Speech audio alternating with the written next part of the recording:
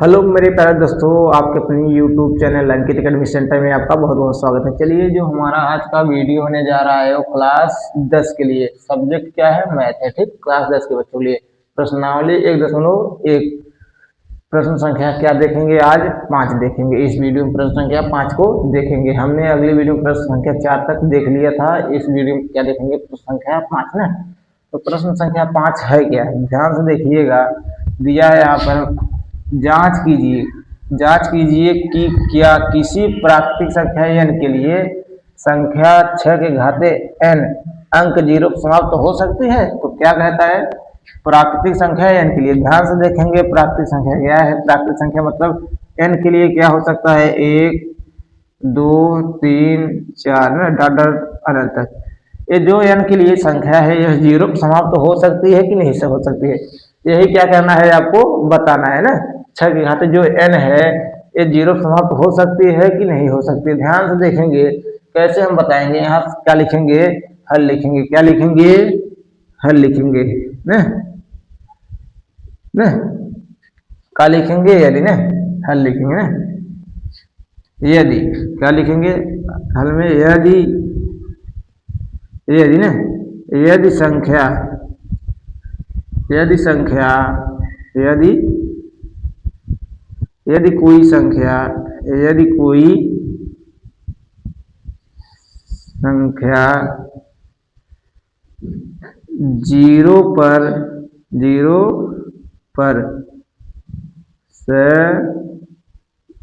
समाप्त होने के लिए ना,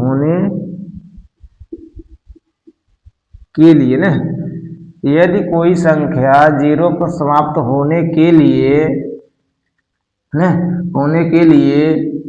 संख्या के गुणनखंड में संख्या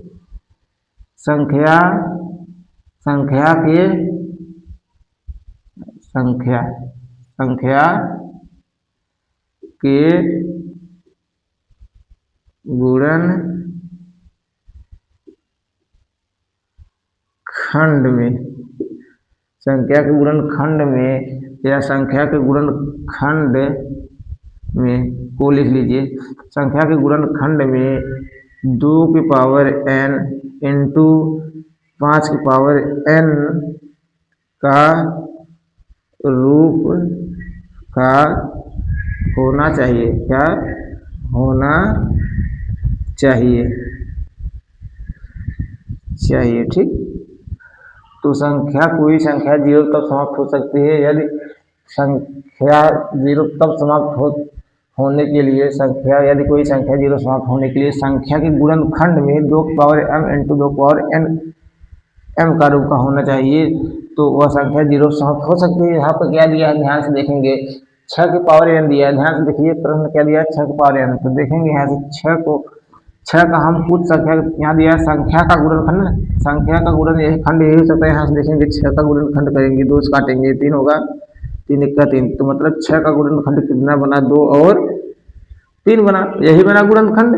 तो ध्यान से देखेंगे, 2 और 5 के रूप का थोड़ी है ये, 2 और 5 के रूप का है। तो 2 और 5 के रूप में है ही नहीं है। तो यह जो संख्या 6 का पावर जो n है, यह संख्या लिखेंगे। यह संख्या, यह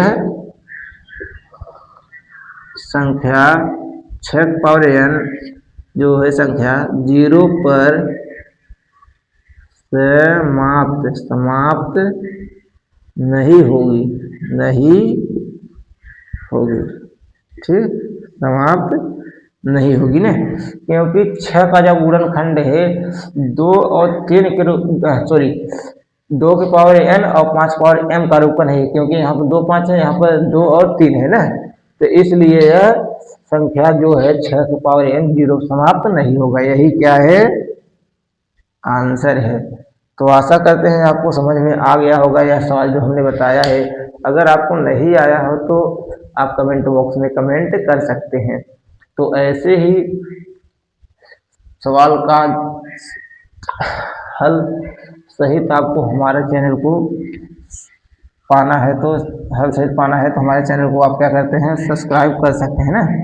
तो इसी तरह का हम रोज़ आपके इस चैनल पर वीडियो अपलोड करते हैं ना। तो कहीं भी आपको अगर दिक्कत हो तो आप कमेंट बॉक्स में कमेंट कर सकते हैं। तो हम चलिए आपको अगले वीडियो में प्रश्न संख्या 6 के साथ मिलेंगे। चलिए आज के लिए बस इतना ही।